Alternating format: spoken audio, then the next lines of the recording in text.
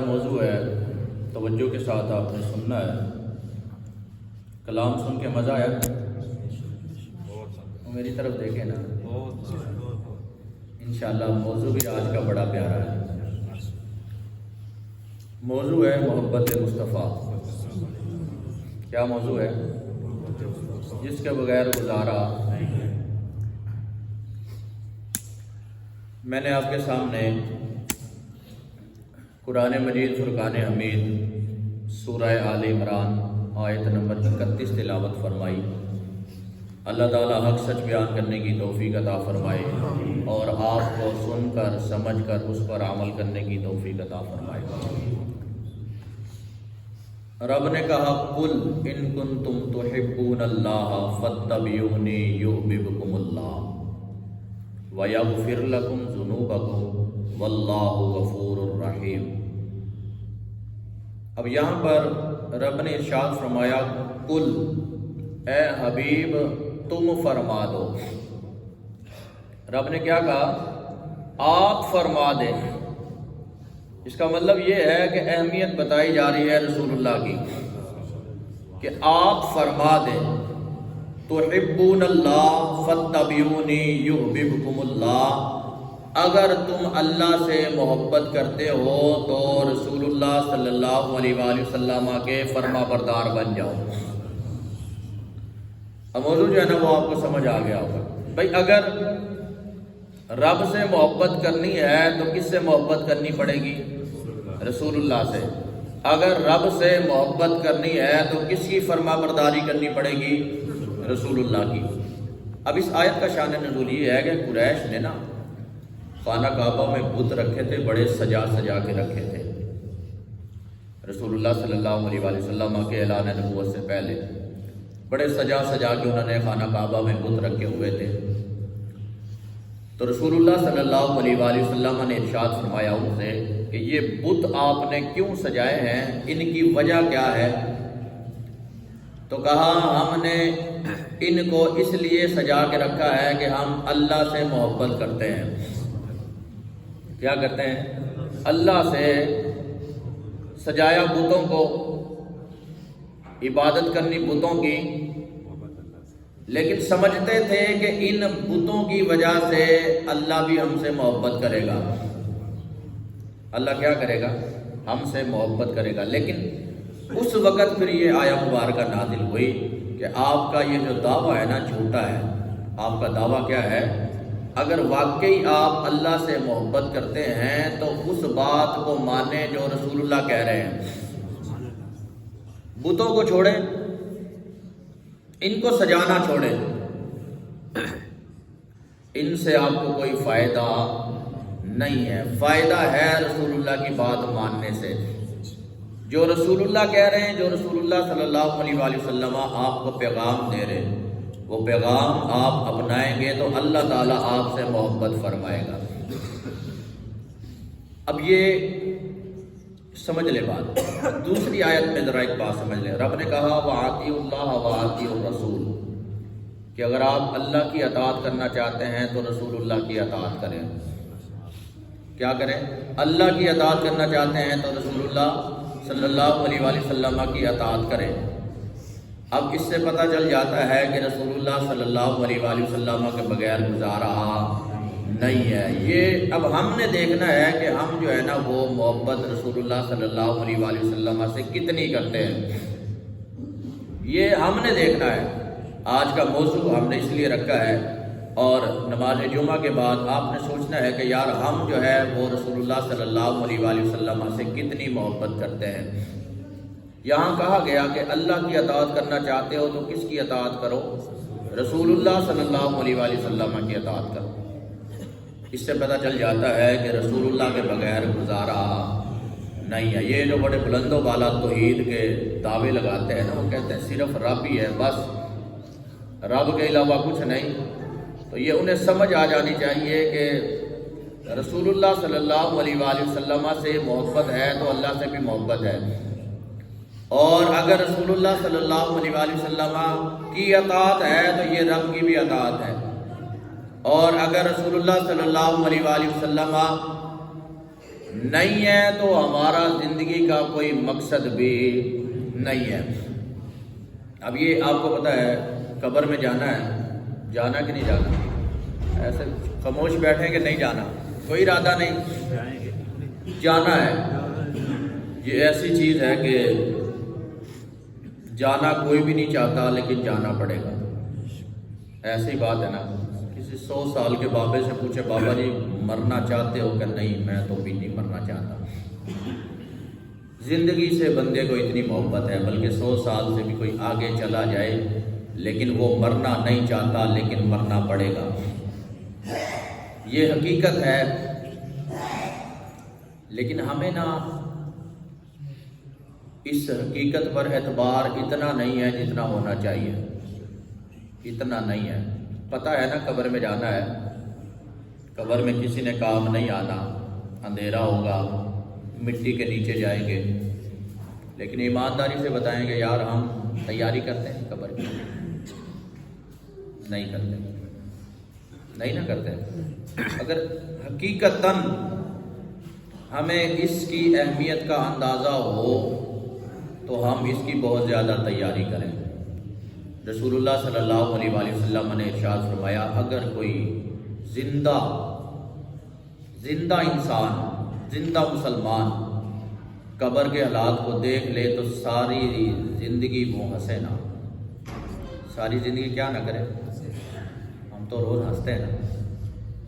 اتنا سخت کام ہے، اتنا مشکل کام ہے، لیکن یہ ہے کہ وہ ہمیں اندازہ نہیں ہے جس طرح ہونا چاہیے۔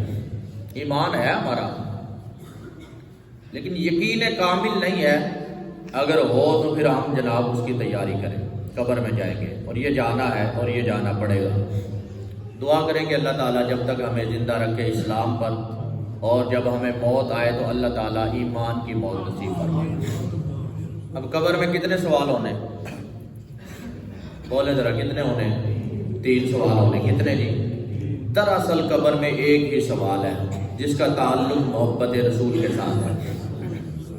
جس کا تعلق کس کے ساتھ ہے؟ محبت رسول کے ساتھ ہے۔ اس لیے آج موضوع رکھا ہے محبت رسول کا۔ بھئی اگر پوچھا جائے گا کہ مر ربو کا، تمہارا رب کون ہے، تو رب کا تعارف کرایا رسول اللہ نے۔ رب کا تعارف کس نے کرایا ہے؟ رب کو دیکھا کسی نے؟ بولے ذرا، دیکھا کسی نے؟ مکے میں دیکھا ہو، مدینے میں نہیں دیکھا۔ رسول اللہ نے کہا کہ رب ہے تو ہم نے مان لیا، رب ہے تو ہم نے مان لیا۔ اور رسول اللہ صلی اللہ علیہ وآلہ وسلم کی ایک صحابی نے گواہی دی تھی نا، وہ بڑا مشہور واقعہ، میں نے کئی دفعہ آپ کے سامنے رکھا ہے۔ تو رسول اللہ صلی اللہ علیہ وآلہ وسلم نے کہا، ہے میرے صحابی، آپ نے میری گواہی دی، حالانکہ آپ موقع پر موجود نہیں تھے، پھر بھی آپ نے میری گواہی دی۔ تو کہا یا رسول اللہ، ہم نے تو آپ کے کہنے پر رب کو مان لیا، یہ گواہی کیا چیز ہے؟ یہ گواہی کیا چیز ہے؟ بھئی رب کو ہم نے دیکھا نہیں، لیکن رب پر ایمان ہے، کس کی وجہ سے؟ رسول اللہ کی وجہ سے۔ اچھا پوچھا جائے گا جناب آپ کا دین کیا ہے، تو بھئی دین کس نے بتایا ہے ہمیں آگے؟ رسول اللہ صلی اللہ علیہ وسلم۔ اسلام کا تعارف کس نے کروایا؟ دین اسلام کا کس نے بتایا؟ بھئی دین کیا ہے، اسلام کیا ہے، شریعت کیا ہے، یہ بتایا رسول اللہ صلی اللہ علیہ وآلہ وسلم نے۔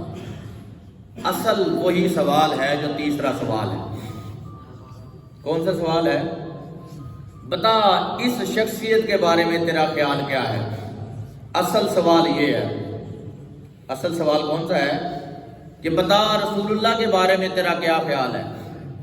اصل سوال یہ ہے۔ علماء کہتے ہیں کہ پہلے سوال رہ بھی گئے نا، کوئی بات نہیں، بندہ فیل نہیں ہوتا، پاس یا فیل ہونا اس سوال سے اس کا تعلق ہے۔ اب جب تیسرا سوال کیا جائے گا نا کہ بتا رسول اللہ صلی اللہ علیہ وآلہ وسلم کے بارے میں تیرا کیا خیال ہے، تو اب بندہ مومن تو کہے گا نا کہ فرشتوں، یہ وہ شخصیت ہے جس پر دنیا میں رہتے ہوئے میں صبح و شام درود پڑھا کرتا تھا۔ یہ وہ ہستی ہے کہ ہر نماز جمعہ کے بعد ہم ہاتھ باندھ کے پڑھتے تھے، مصطفیٰ جان رحمت میں لاکھوں سلام۔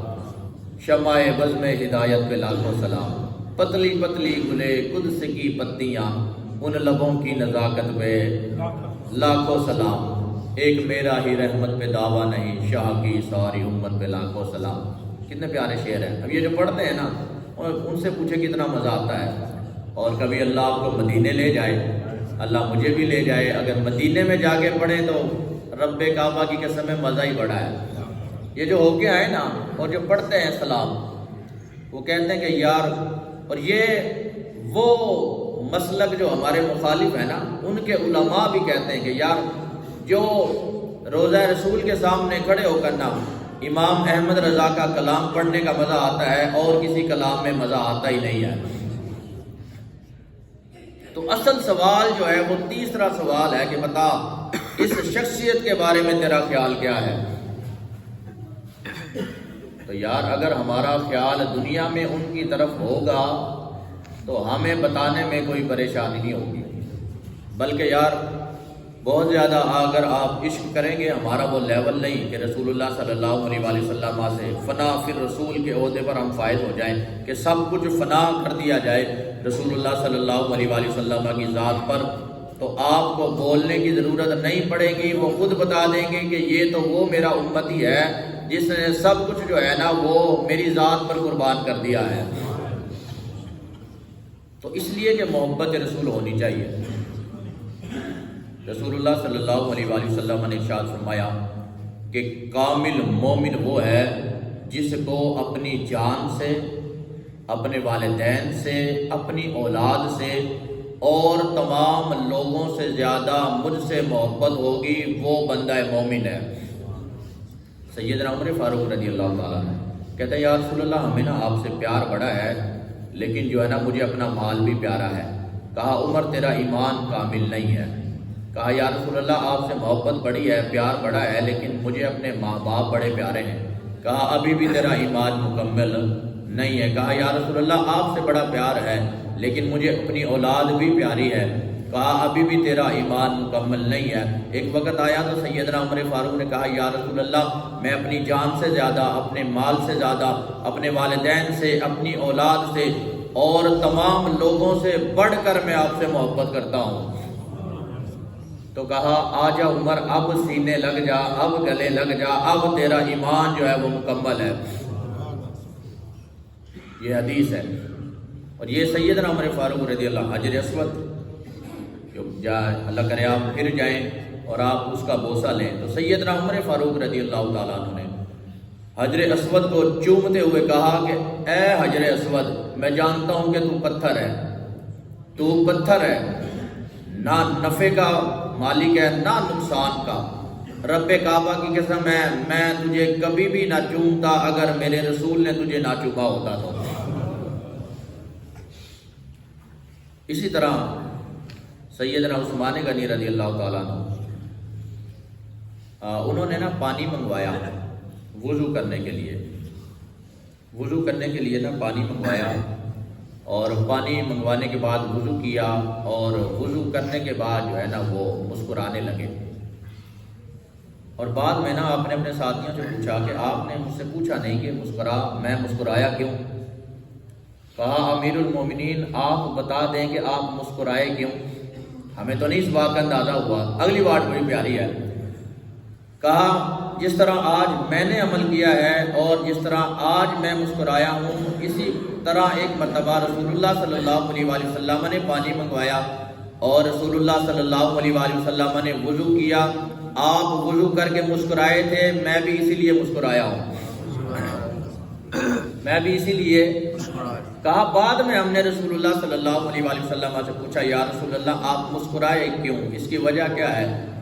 تو کہا میرے صحابہ رب ارشاد فرماتا ہے کہ جو بندہ وضو کرتا ہے اور جب وہ اپنے ہاتھوں کو دھوتا ہے تو اللہ تعالیٰ ہاتھوں کے گناہوں کو مٹا دیتا ہے، اور جب وہ منہ کو دھوتا ہے تو اللہ تعالیٰ منہ کے گناہوں کو مٹا دیتا ہے، اور جب وہ پاؤں کو دھوتا ہے تو اللہ تعالیٰ پاؤں کے گناہوں کو بھی مٹا دیتا ہے۔ کس کے لیے؟ جو وضو کرے گا، کس کے لیے؟ اور جو جمعے کے جمعے مسجد میں پڑھتا ہو اس کے لیے کیا ہے؟ یہ موضوع اس لیے رکھا ہے کہ بھائی اللہ سے محبت کرنا چاہتے ہو تو کیا کرنا ہے؟ رسول اللہ کی فرما برداری کرنی ہے. اور یہ رسول اللہ صلی اللہ علیہ وآلہ وسلم نے اور ایک مثال دی کہ آپ کے سامنے نہر ہو، دریا ہو، اگر آپ 5 وقت جو ہے وہ اپنے جسم کو دھوئیں تو کیا آپ کا جسم جو ہے اس پر میل رہے گا؟ کہا یا رسول اللہ نہیں، سوال ہی پیدا نہیں ہوتا. کہا اسی طرح بندہ مومن ہے جو دن میں 5 وقت وضو کرتا ہے، وضو کرنے کے بعد نماز پڑھتا ہے، جیسا پانی جو ہے وہ میل رہنے نہیں دیتا، اسی طرح وضو کر کے جب بندہ نماز پڑھتا ہے تو اس کے جسم پر بھی کوئی گناہ نہیں رہتا، گناہ نہیں رہتا. اس کا مطلب یہ ہے کہ رسول اللہ صلی اللہ علیہ وآلہ وسلم کی ہمیں فرما برداری کرنی پڑے گی. ٹائم ہو گیا، آخری حدیث میں آپ کے سامنے رکھتا ہوں. نبی کریم صلی اللہ علیہ وآلہ وسلم نے ارشاد فرمایا کہ میری ساری امت جنت میں جائے گی مگر جس نے انکار کیا. مختصر سی حدیث ہے، توجہ میں نے آپ کے سامنے رکھنی ہے، بس بیان ختم ہے. کیا کہا کہ میری ساری امت جو ہے وہ جنت میں جائے گی مگر جس نے انکار کیا. مگر جس نے کیا کیا؟ صحابہ حیران ہوئے، یا رسول اللہ جنت میں جانے سے کوئی انکار کر سکتا ہے؟ آپ انکار کریں گے؟ کوئی مسلمان؟ تو کہا یا رسول اللہ جنت میں جانے سے کون انکار کرے گا؟ اب یہ بات جو ہے یہ سننے والی ہے، سارا موضوع جو ہے نا وہ ایک طرف ہے، یہ آخری حدیث ایک طرف ہے. کہا ہے میرے صحابہ جس نے میری اطاعت کی وہ جنت میں جائے گا. جس نے میری اطاعت کی وہ کیا کرے گا؟ وہ جنت میں جائے گا. اور جس نے میری اطاعت سے انکار کیا اس نے جنت میں جانے سے انکار کیا. اب بات یہ سمجھ لیں کہ جو بندہ شریعت پر نہیں نہ چلتا سمجھے اس نے انکار کیا جنت میں جانے سے. یار اس لیے کہ یار نہ نماز پڑھنی، نہ داڑھی رکھنی، نہ حج کرنا، نہ زکوٰۃ دینی، نہ روزے رکھنے، اور پوچھ لیا جائے کہتا جناب سب سے پہلے میں ہی جنت میں جاؤں گا. تو انکار کرتا ہے، ہر روز انکار کرتا ہے جنت میں جانے سے.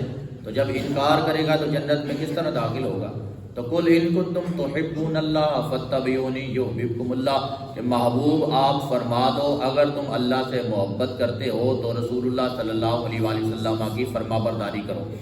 وَيَغْفِرْ لَكُمْ ذُنُوبَكُمْ، اللہ تعالیٰ آپ کو بخش دے گا. وَاللَّهُ غَفُورٌ رَحِيمٌ، اللہ بخشنے والا مہربان ہے. اللہ تعالیٰ مجھے اور آپ کو عمل کرنے کی توفیق عطا فرمائے. آمین ثم آمین. وما علینا الا البلاغ.